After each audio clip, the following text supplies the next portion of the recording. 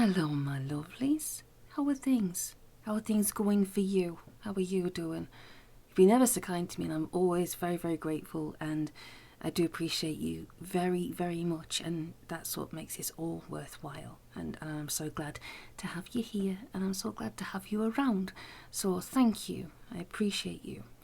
And as usual, I have to say this, please, if you have only just come here for the first time, welcome. Welcome to our nice little bubble of community here. If you could hit that subscribe button. If you like it, please hit the like button. The notifications bell, I tend to put these down as instant premieres so that it lets everybody know that there's a new chapter up. I do try and do it at the same time every couple of days, but when it's a bit wonky and a bit wobbly, it's just needs a little bit of a changeover. But I digress. If you do like it very much and you want to share it with your friends, by all means, please do so. But either way, I am just glad to have you here. You guys mean the world to me, and I just can't even. So, please tell me how you're doing and how things are. And I do love your conversations in the chat. It's absolutely lovely. Right. So, big deep breath. We've got this thing. Rawr. So we are on the Better Mousetrap, J.W. Wells and Co. Book 5, Chapter 14. I think we've only got another 4 chapters to go, so we'll be finishing off next week and then probably starting another book straight after. So, woo! Yeah, right. Okay, focus. Grown-up time. Rah, rah, rah. Chapter 14. Hello, you two, said Amelia Carrington. Immaculate, in a simple grey business suit and almost austerely formal black court shoes, she stepped through the door, followed by Colin Gomez, with a black eye and his arm in a sling. The door closed behind them, fell off the wall, and rolled itself up. Colin Gomez pounced on it, snatched it up with his good hand, and stuffed it in his inside pocket. Surprisingly, Frank was the first to recover from the shock. He tried to grab Colin, but Emily stopped him by stamping on his foot.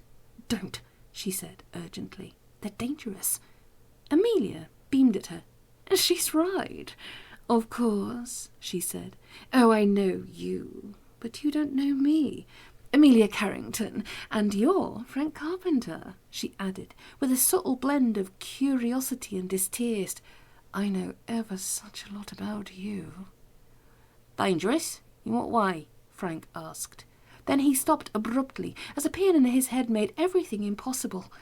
It only lasted 2 seconds, but that was long enough. "Colin," Amelia said, and without any apparent hesitation, Colin Gomez handed her the door. She produced its cardboard tube out of thin air, tucked it away, and handed it back. "Now then," Amelia said, "let's get this over with as quickly as possible." Emily backed away, dragging Frank with her. Not that there was anywhere to go. There was a sort of irony in that. Your deadly enemies got the portable door, and you honestly believed that running away might help. "The story so far," Amelia said, in the manner of someone making a private joke for her own amusement. "In about 10 minutes' time, you two misfits will walk through my office wall. She'll be waving around a magic sword in the naive belief that I'll be scared of it. You'll try and force me to tell you my evil, cunning plan for world domination, and after that you're going to stop me doing it by taking me through time and marooning me in..." The upper lip curled in involuntary disgust. 1963. "That's because neither of you have got the guts to kill me, but you really think I ought to be got out of the way for the sake of the planet." Emily looked at her. "That's what we're going to do?" Amelia nodded. "It was his idea." "Oh, quite. Of course, it won't work. While you two are dithering about, being humane, I flatten you both against the wall with Schrodinger's ferret, and Colin, I've forgiven him, by the way, he's too pathetic to squash, and he does earn the firm a great deal of money. Colin's been hiding behind the filing cabinet all this time, just in case I can't handle you myself, and Erskine comes rushing in from the interview room, and they jump on you." Amelia frowned. At this point, things go slightly wrong. "Well, Colin messes them up, actually. Don't you, Colin?" Gomez nodded sadly. Not that his feelings mattered a damn, but he did seem very unhappy about this whole business. Colin, Amelia went on briskly, sees you, stern glance at Frank, who winced, picking up a hole punch, presumably to throw at me. He overreacts. Well, you did, you stupid man, and throws a thunderbolt, only he misses, Amelia added, frowning, and hits Erskine. Nothing left but a smell of burnt hair and a brown patch on the wall, which is why, she went on, with a faint sigh, we're all here. You see, I'm rather fond of Erskine. Really? Yes. He's my dog. Short pause, while Emily realised that this wasn't a metaphor. Your dog? Nod. Cross between a Jack Russell and a King Charles Spaniel. As unlikely a match as well. You two. But their union was blessed, and my dad gave it to me for my 10th birthday. You can get attached to a dog, Amelia added, slightly guiltily, and besides, he's been very useful. He found you, for instance, she said, looking at Frank. Wonderful nose. He can follow a scent even through a trans-dimensional vortex. Looking for the door, of course. I've always wanted it. Ever since I was little, I always put it at the top of my Christmas list. But I kept getting ponies instead. Not that a pony can't be made useful. Sudden insight illuminated Emily's mind. Sally Esteban in accounts, she said. Amelia nodded. And Jack Grimminger at the St. Petersburg office. He used to be a dear little Welsh cob, about 13 too, and now he's in charge of corporate finance in one of the quickest growing markets in the sector. Gelding, of course, but that just means one less distraction. Anyway, back to Erskine. When all this started, I set him to sniff out the door, and when it opened, you were running one of your errands for poor George Sprague.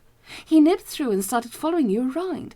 Led me straight to you, bless him. And now silly old Colin's gone and blasted him into his component molecules, and I don't think I could bear to be parted from him, even though he's a complete moron when he's human. So, she went on with a cheerful smile, I decided to take a leaf out of young Frank's book, use the door, and make the whole ambush incident never happen. Stroke of luck for you, of course.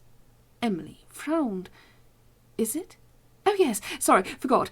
Colin's second thunderbolt took out the pair of you in about, glance at watch, in roughly 6 minutes' time. So we'd better get a move on. You two will be extremely dead. Or you will have been.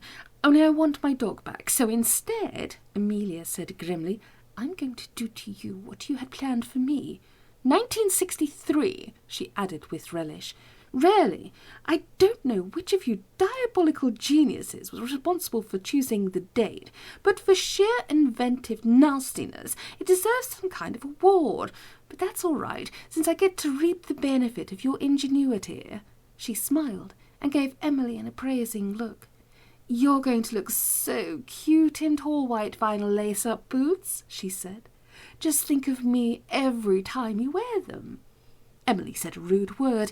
Amelia grinned. Right, she said. Colin, get Erskine in here. He's going with you, she said casually, to make sure that you behave. He'll be coming back later, of course, but you won't. Colin was on the phone. A sudden rush, Emily thought, while she's off guard. Their last chance, probably. Heroism. But she'd been in the pest control long enough to know that heroism, like true love, usually only makes things different rather than better. The 60s, though. Dear God. He's on his way up, Colin said. Oh, and Dennis Tanner's downstairs. He insists on seeing you. Tell them I'll be down in a minute, Amelia replied. He's going to be terribly put out when he finds out what I've done to him. All in all, a good busy day. Well, come on, you two. Colin, stand by in case they try something stupid. Erskine, there you are at last. In he bustled, and although in his human form he didn't have a tail to wag, Emily found herself wondering how she'd failed to realise that he was a dog all along. It was so blindingly obvious when you looked at him. Door, Erskine. Immediately he took a familiar-looking cardboard tube from his pocket, fished out the rolled-up plastic and spread it on the wall, which was odd, Emily couldn't help thinking, because last time she'd seen it, the door had been in Colin's hand, just before he stored it away in his pocket. Fetch! Erskine darted forward, grabbed Emily by the arm and hustled her towards the door. Frank tensed himself to intervene, then thought of the brown mark on Mrs. Carrington's office wall. Play for time, he thought. So he said, "What have you done with George Sprague?" Amelia shrugged. "He's in holding," she said. "Down in the cellars somewhere, I imagine. When he wakes up, of course, it'll be in his own bed and he won't remember a thing. Oh, it's all right. You don't have to worry about him. It'd be far too much bother to break in a new insurance account manager. I only needed him to give you a pretext for making up to her." Frank discovered the germ of an uncomfortable thought lodged under the dental plate of his mind. "It was all part of the plan, was it? Us two, getting together?" Amelia nodded. "So you'd come into my parlour and bring me the door. Economy of effort, you see. Birds to stone ratios. I never begrudge a little added complexity if it means I can eliminate a superfluous ingredient or two." "Whatever." Frank looked at her. At a time like this, he thought, troll's blood would be quite welcome. "And Emily and me," he went on, anger just about overriding embarrassment. "Only my father told me about love potions and stuff." "You didn't?"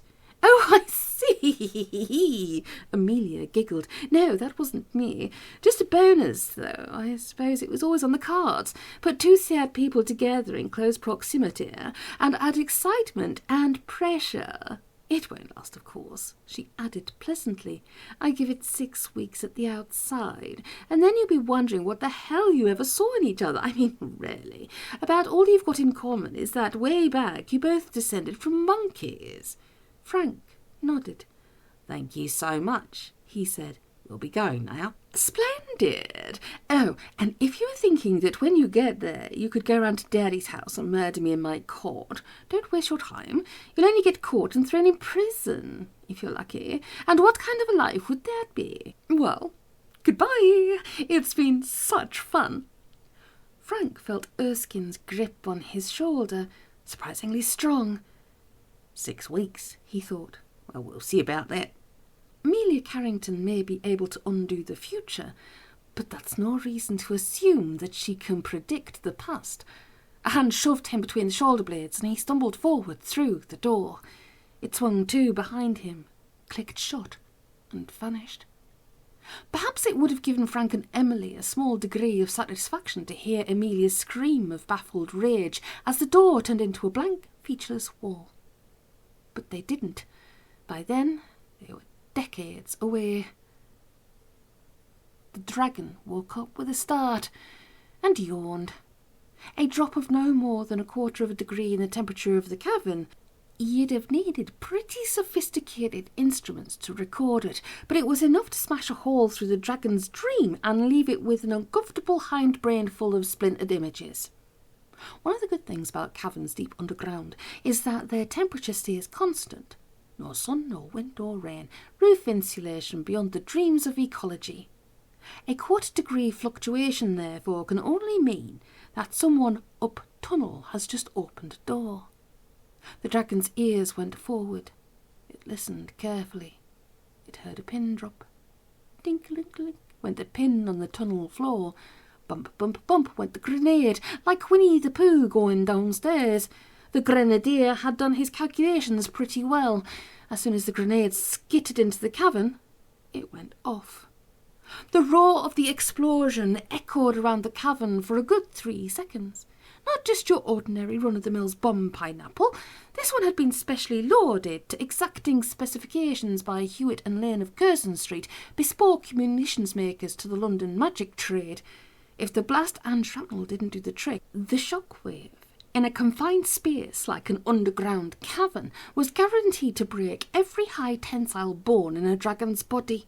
It had been awarded an unprecedented 5 stars in Witch Grenade, June 2005. The dragon havered. Ever such a lot of dust had come down from the roof. It did its best, but finally it had to give in and sneeze. Fortuitously, just as the assault party poked their heads round the tunnel mouth to see if the grenade had done its job. The grenade turned around 3 times and went back to sleep. "Uncle Dennis," Amelia said, "how nice to see you again so soon." Dennis Tanner sat down without being asked and put his feet up on the edge of her desk. That made her smile. Defeat has different effects on different people. Some make crushes, others put on an exaggerated show of stroppiness. Amelia had seen defeated men across that same desk enough times to read the body language at a glance. "It was that bloody door thing, right?" She nodded. "You're terribly clever, Uncle Dennis." "Not clever enough," she added sweetly, "but don't feel bad about it." She pushed a box of cigars, which hadn't been there a moment ago, across the desk at him. He picked one out, sniffed it, and put it back. "How did you figure it out?" "The Carpenter boy came to see me," Dennis replied. "Told me about the mousetrap you set for your pest control girl. Didn't take me long to work out you're the only one who'd be in a position to do that. I knew about the insurance scam that Carpenter was working. What I couldn't get was why you'd want to knock off one of your own employees. Oh, on general principles, yes," he added. "When I was at JWW, there were times I'd have cheerfully exterminated the lot of them. But just the one. And a mousetrap." He grinned, and then it just sort of clicked. Bait. To make the door come to you. "Very good," Amelia nodded. "So, did you come all this way just to—" "Properly speaking, of course," Dennis went on. "The door belongs to me, on account of the fact that Frank Carpenter's dad found it in the drawer in his desk at JWW. So it was the firm's property, and since I'm the only surviving partner, it's mine." He paused. "But I don't suppose you see it like that, somehow?" "No." "Well, quite.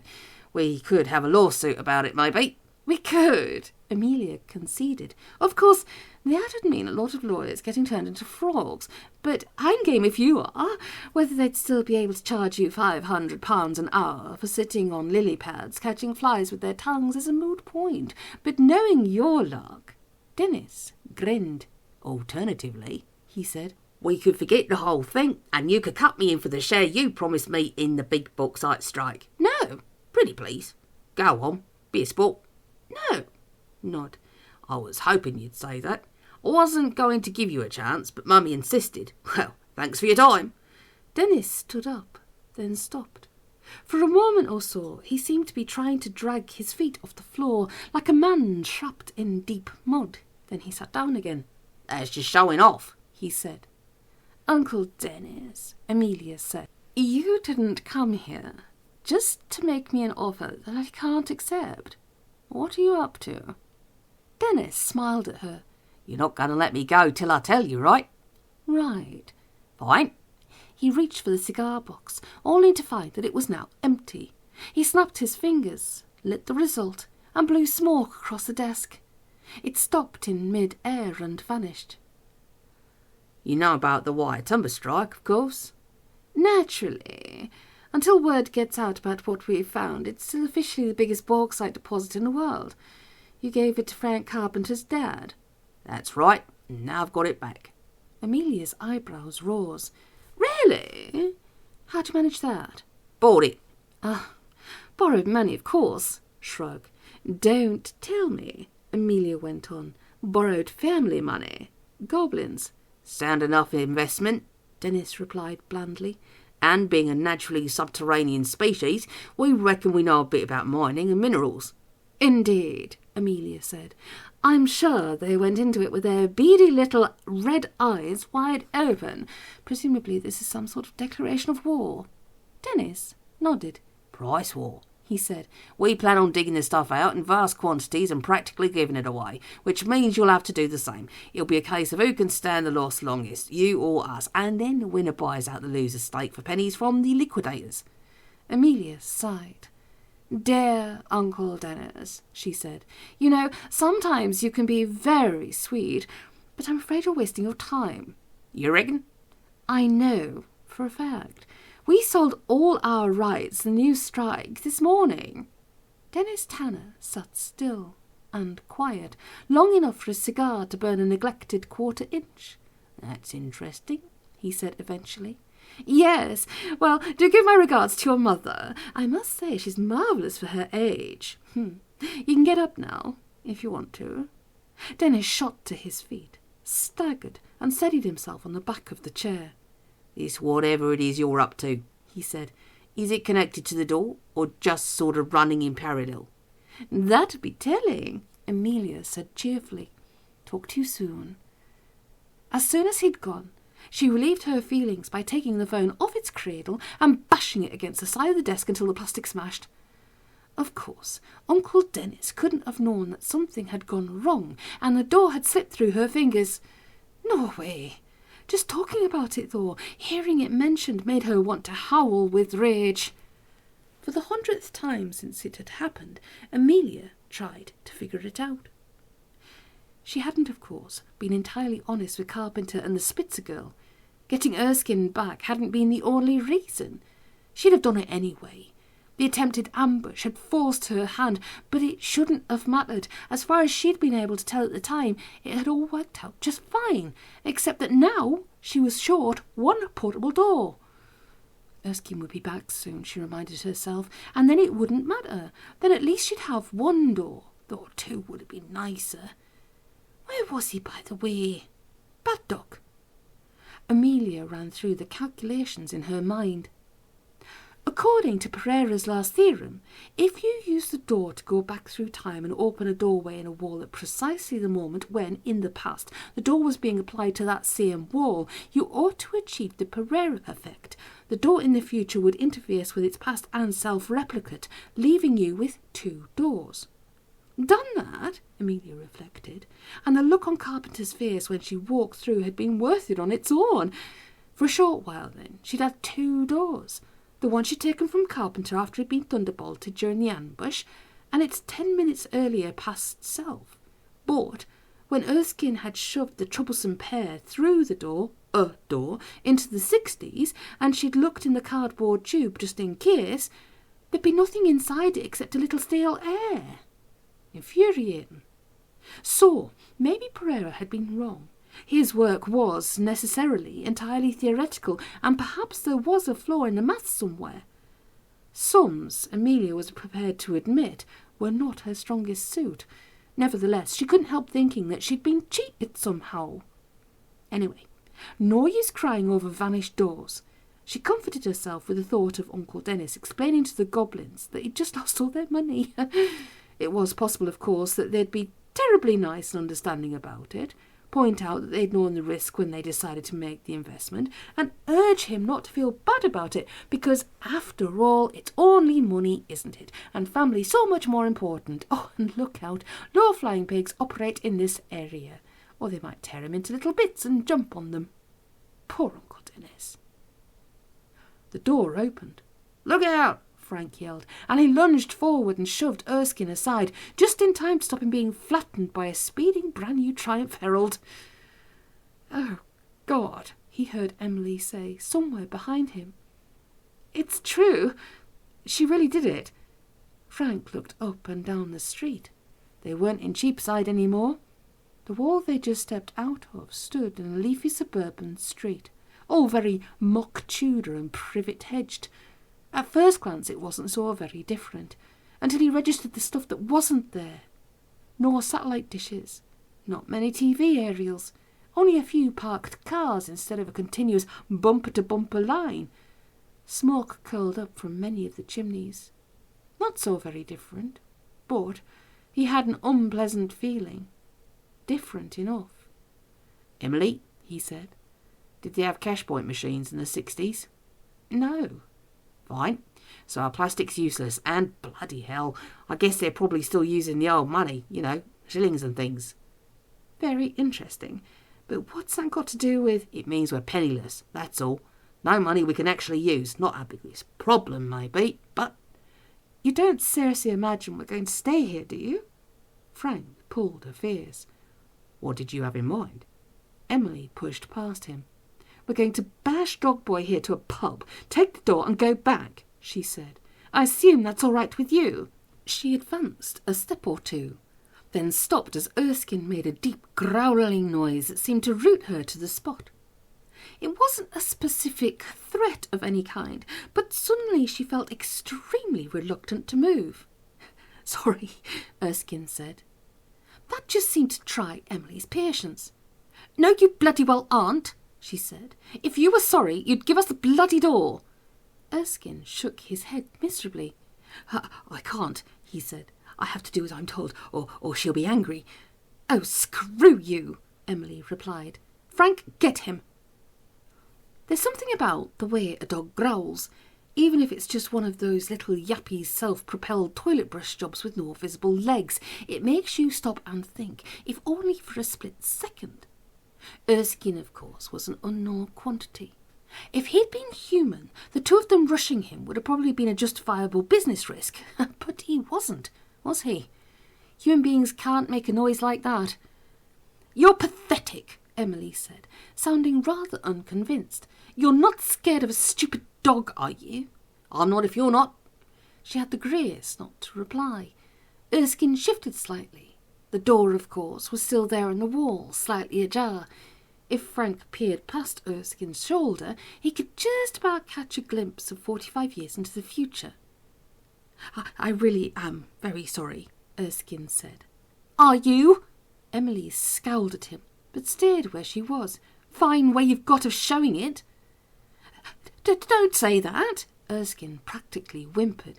I'm not enjoying this, you know. I like to be nice to people. I just want to be friends with everybody. But I can't not do what she told me to. I just can't. Frank looked at him. Let me get this straight, he said. That dog that kept following me around, that was you. Erskine couldn't help smiling as he nodded. That's right, he said. I had a great time too. Did you?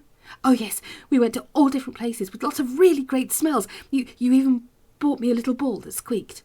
Did I? All right, yes. And I saved your life just now, Frank added sternly. Yes, you did.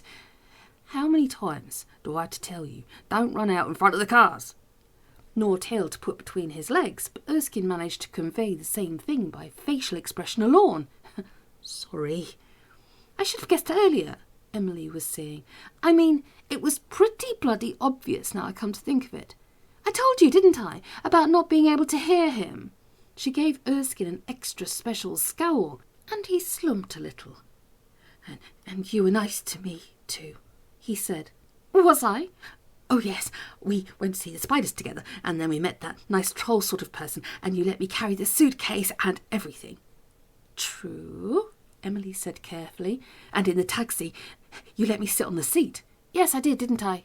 Emily replied, in a slightly strained voice. That's got to count for something, surely. In terms of pack loyalty, I mean. Yes, but Frank was about to ask her what she was talking about, but she shushed him. Really, she went on, there are times when a person's got to think about stuff like that and decide for himself exactly whose dog he really is. Isn't that right, Frank? Absolutely. And just think about it, she went on quickly. We didn't turn you into a human and leave you to fend for yourself. Damn straight, Frank said. That's cruelty if you ask me. A dog is for life, not just for... We didn't send you off trailing someone on your own, not even caring if you came back or not. Surely that's part of the deal. You fetch the stick, we're there to take it when you come back. It's the basic ethical contract between the species, but I don't think she sees it like that somehow. Bet she never bought you a squeaky rabbit, Frank said scathingly. Ball. Whatever. It's the thought that counts. But I can't, Erskine wailed. She told me I've got to leave you here and bring the door back. I've got to do what she says or end up in the place where bad dogs go. I don't want to go there. It's scary. Emily took a deep breath. You could come with us, she said. You could be our... Jesus fucking Christ. I can't believe I'm saying this. You could be our dog. We'd look after you. Your own basket by the radiator. Chicken. We'd let you drink dirty rainwater from puddles. It was tearing Erskine apart. Really? Really? Can I sleep on the bed? No! Both of them together, like a well-trained chorus. But you can roll in all the smelly stuff you like, and we won't make you have a bath. There were big fat tears in Erskine's eyes now, and Emily thought, while he's distracted, we could probably jump him. Probably. Possibly. Possibly not. I'm sorry, Erskine said with a sniff like tearing calico. I really am. I do like you, both of you, very much. We like you too, Emily snarled. Really? We do. But I can't. Erskine stepped back and put his hand onto the knob of the door. Oh well, Emily thought, and tensed herself for a flying tackle. She was just about to let herself go when Erskine said, I could give you the other door, I suppose, if that'd be any help. It was one of those moments when everything seems to stop dead. Nothing moved, no bird sang, and the only noise was the faint whine of the Everly brothers from a distant wireless. "The other door," Emily said. Erskine nodded. "Mr. Gomez gave it to me when she wasn't looking. I was going to ask him why, but he sort of scowled at me, so I didn't." "But there can't be another door," Frank objected. "You told me. Everybody knows there's only the—" "Quiet, Frank." Emily pulled herself together so smoothly that for a moment Frank forgot all about the context and was lost in admiration. "I think that'll be all right, don't you, Frank? I mean, she didn't say anything at all about the other door, did she?" "No," Frank managed to say. "She just said, take them to 1963 and bring the door back. Not both doors, just the door." "Absolutely," Frank put in. "I heard her say it." "I'm sure she'd have said both doors," Emily went on pleasantly, "if it had been important." Erskine frowned. There was something wrong there, he couldn't help thinking. Maybe, he thought, she hadn't known about Mr. Gomez giving him the other door, but no, that couldn't be right. She was, well, her. It went without saying. She knew everything. I suppose it'd be all right," he said doubtfully. "I mean, I'd still be doing as I was told." "Of course you will," Emily said, trying hard to keep the hunger out of her voice. "In fact, I'm pretty sure it's what she wants you to do, or else she'd have said bring back both doors instead of bring back the door." "But maybe she didn't know that Mr. Gomez had given me the other one." Emily managed to synthesize a look of shocked amazement. "But Colin Gomez is on her side," she said, "so naturally he wouldn't do anything she didn't want him to do. You must see that, surely." Despairingly, Erskine looked at Frank, who gave him a slight nod. That decided him. After all, Mr. Arkenstone was a nice man. He'd given him the squeaky ball. All in all, Erskine wished that he could be a dog again. Being human was very exciting, and obviously it was a great honour to be promoted and allowed to walk on his hind legs and wear clothes and everything. But being human was so difficult. People made demands of you and forced you to make awkward choices, and some of them told you one thing and some of them said another, and he couldn't remember the last time anybody had thrown a stick for him or taken him for a walk. Perhaps the simple truth was that he wasn't worthy of promotion. "All right," he said miserably, and from his pocket he took the roll of plasticky stuff. A voice at the back of his mind told him that he ought to carry it over in his mouth and lay it at Mr. Arkenstone's feet, but he decided to keep it simple. For now. He held it out, and Miss Spitzer snatched it out of his hand. "Good boy," she said. "Good boy." Now that he'd actually done it, Erskine felt much better. "Thanks," he said, and turned to walk through the doorway in the wall behind him. "I've got to go now," he said. "See you." "Just a moment." Emily held out an arm to stop him. "When you get back, I wouldn't bother mentioning giving us a spare door." That didn't sound right either. "Really? Are you sure?" "Better not." Oh. Erskine wondered about that. "Why not?" Miss Spitzer seemed lost for words, but Mr. Arkenstone said, "Well, you know how busy she is, and she doesn't need to be told all the fiddly little details. Just tell her you did as she said, and that'll do fine." "Oh, all right then." Erskine was still thinking about it as he stepped over the door's threshold and came out in the 21st century. "Where the hell have you been?" she asked, sitting upright in her chair with her hand over the mouthpiece of her phone.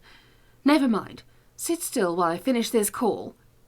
So Erskine sat, while she uncovered the phone and said, "Sorry about that. Now, where were we? Oh, yes. Right. All right, this is what we're going to do." Colin Gomez stirred in his chair. For more years than he cared to remember, he'd been happy in that chair. When he was sitting in it, it was like being the captain of a starship, that same balance of being in control and facing a whole galaxy of uncertain but wonderful possibilities, never knowing what extraordinary opportunities the next day might bring. It could be just another day at the office. The bread and butter work, the reliable bedrock customers. It could just as easily be the day he made first contact with strange new clients, sought out new work and new ways of charging for it. To that chair for their orders came his loyal crew, hand-picked, dependable, almost as essential to his well-being as the punters themselves, but ready, whether they knew it or not, to be sacrificed for the greater good without a moment's hesitation.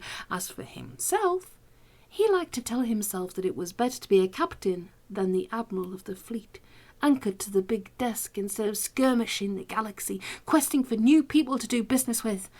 And if he didn't actually believe that, the self-deception was its own precious secret, something to take out and love when nobody was looking. Now, everything had changed.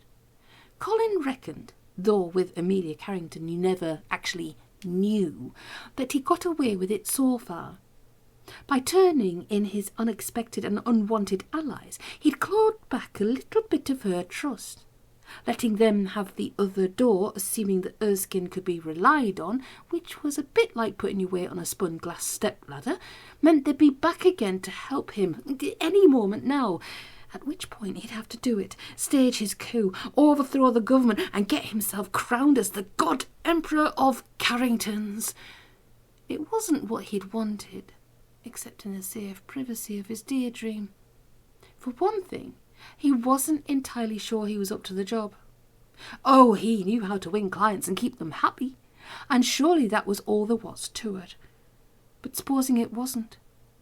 He was dimly aware that there was rather more to it than just doing a good job and finding ways of charging twice as much as it was worth without letting the client find out he'd been scalped. There was, well, politics.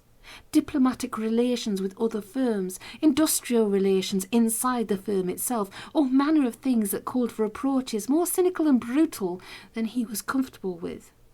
More to the point, he had to get there first, and that would mean bloodshed. All in all, a bit of a pickle, which was why, for the first time that Colin Gomez could remember, his chair didn't feel quite right. It sort of caught him in the small of the back. To distract his mind, he turned on his screen and scrolled through the latest news update. The headlines hit him right between the eyes like a stone from a slingshot. Biggest ever bauxite find shut down by dragon infestation.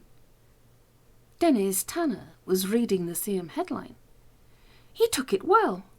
Instead of falling off his chair or screaming, he stayed perfectly still, as if the screen was a predator who'd pounce on him at the slightest sign of movement. The bitch, he thought. The clever, clever bitch. The screen told him how the vast new bauxite deposit recently discovered at an undisclosed location on New Zealand's South Island had attracted the unwanted attention of a dragon. Also, by some strange coincidence, the largest of its kind ever recorded, bringing the whole project to a standstill.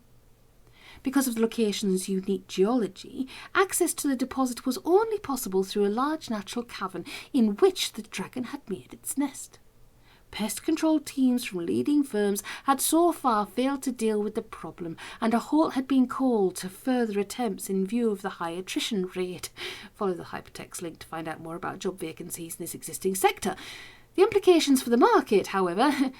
Dennis thumbed off the screen. He didn't need to be told about them.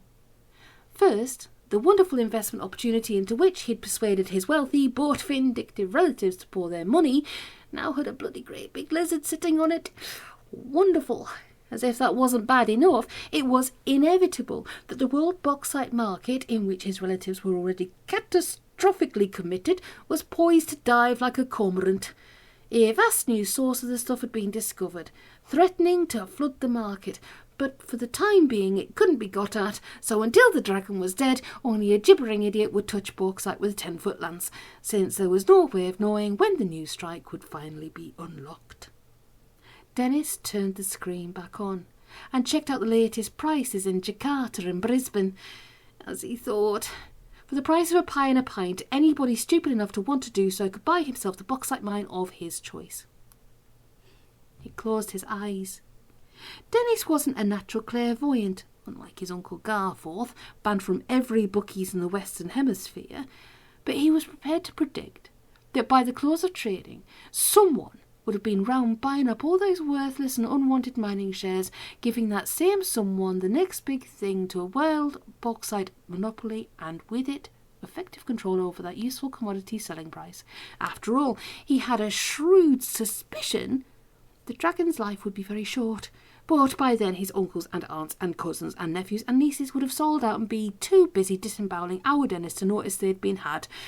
Bloody woman, he thought. And then, in a moment of perfect clarity, the screen inside his mind cleared, and he understood. He jumped up out of his chair, scuttled across the room, and hauled down a dusty old book from the top shelf of his bookcase. Index. Dragons. Prophecies concerning. Dennis snapped the book shut, filled his lungs with air, and yelled, as all good boys eventually must, for his mother.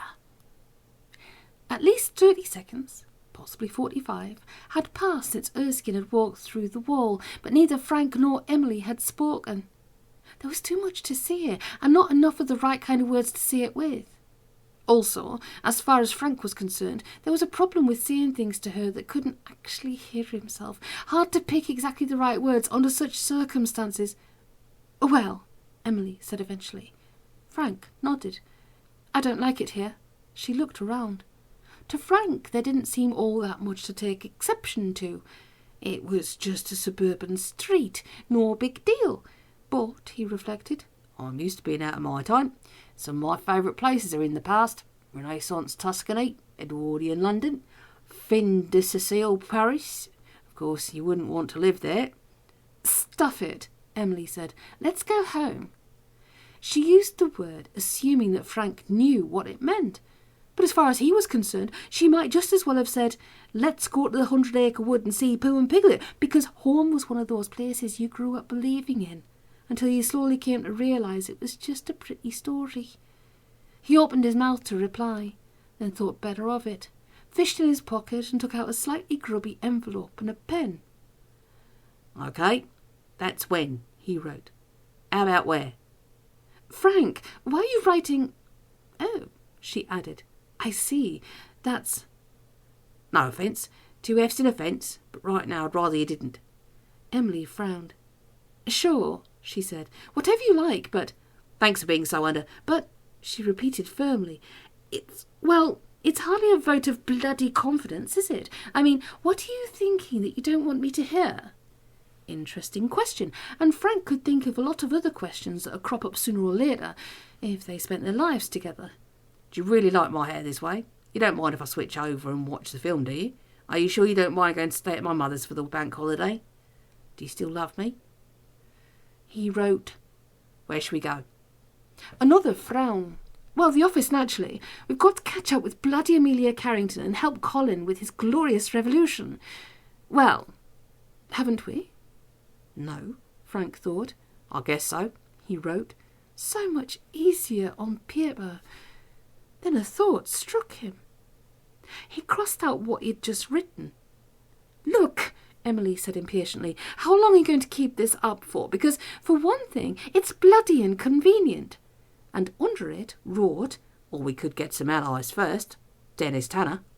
"Who?" "Oh, right, you told me about him. Your dad's old boss. But why would he want to get involved? It's none of his business." "I don't know any other magicians. Besides, I owe him money. If I can make him think we're going to make a fortune out of this, and I can pay him back out the proceeds." "Maybe," she conceded. "But we don't need him. I know loads of magicians." Frank scowled, turned the envelope over and wrote on the back, "Yes, at Carrington's." "All right, good point," Emily agreed reluctantly. "But I still don't see what—" "You never met his mother, have you?" "What, Dennis Tanner's mother, you mean?" "No, at least, I don't think—" He hesitated, then roared, "Trust me." Sorry, but your handwriting. He frowned, crossed it out, and wrote it again, this time in capitals. Trust me. Oh, she shrugged. Fine. And in return, you can bloody well stop writing and talk to me. Agreed? Frank nodded and flexed his cramped fingers. Agreed, he said. Emily glowered at him. Do you really want us to run away together and start a new life in Vancouver? Oh, for crying out. Sorry, I was just a bit puzzled. I mean, why Vancouver? First place that came to mind. And yes, he added, I think that'd be a very good idea. But we've already been into all this, and you don't want to run away, and I respect your reasons for not wanting to, and yes, all right. It'd be bad enough if just one of you talking quickly. Emily shook her head. I'm sorry, she said, but this means something to me, that's all. So do you, she added. And it wasn't an afterthought.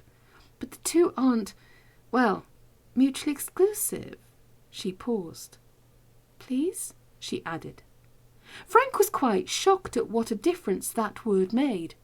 All right, he said. She grinned. Can I have that in writing? Look, if you're going to... Sorry, not the right time. So, if we're going, let's go. Frank nodded and spread the door against the wall. Mostly, he said, as the lines appeared and spread, I want to see if he can clear up a question that's been bothering me. She reached for the handle. Right. What's that? How did the door came to be in that bank vault when you killed the dragon? Right on the threshold. Emily stopped. You know, she said, that is a very good question. Isn't it, though? Do you know the answer? No. Fine. In that case... Frank turned the handle. We're off to see the wizard. Well, you coming or what? He thought Mr. Tanner's office and stepped over the threshold. At the precise moment when he had one foot in the 60s suburbia and the other in South London 45 years later, he called back, Please just come on and walk through the door, will you? And he heard Emily's voice behind him saying, Which one? What do you mean, which? He said, and then something bashed him on the head, and he went to sleep. That was antisocial, wasn't it? Getting bonked on the head? My goodness gracious me. So, who's giving him a bit of a bat on the head? What's going on with Emily? Why is the other door opened up? What is going on? Is your head spinning? Did you get it right about Erskine and the puppy? Did you? Did you? Did you? Anywho's, so, as I said, the spoons are a bit up and down right now. Look up spoon theory and that kind of like, you know, anyway, I digress. But hoping on another chapter in a couple of days' time, and if I do it earlier, I will do it as an instant premiere. No sort of like waiting for 7 o'clock at night on GMT. We'll just like whack it up on YouTube, and then you got another one there. Bish bash bush, bish bash bush. So thank you very much for being here. Thank you very much if you've come this far. I do really, really appreciate it when you listen all the way through, and it makes me smile, and it's really good for my algorithm. But as always, please leave a comment, say hello, let me know how things are going. Have you had any snow? Where is my snow? They've been promising me snow since flipping January, and they keep saying, the polar vortex is going to come through. I remember the last polar vortex. It was freaking awesome. There's like 3 foot snow around here. But anyway, I digress. I want some snow. It's playing havoc with me, I tell you. All this weather up and down. Next thing it'll be hay fever season. I'll be like, sorry about all the drama there. Much apologies. Any hooly doolies, I will stop whiffling now and stop going on. If you could bing bong that notifications bell and hit a like if you enjoyed this chapter. If you think I made any fluffs or anything like that, just let me know. I'm more than happy to have a look at that and that sort of thing. Yeah, and it's always great to be here, and I'm looking forward to bringing you chapter 15, hopefully in a couple of days, if not sooner. Take it easy. Have a nice weekend, and thank you for being here, Petal. Appreciate you. I really do need to think about putting some music at the end of these. Take it easy.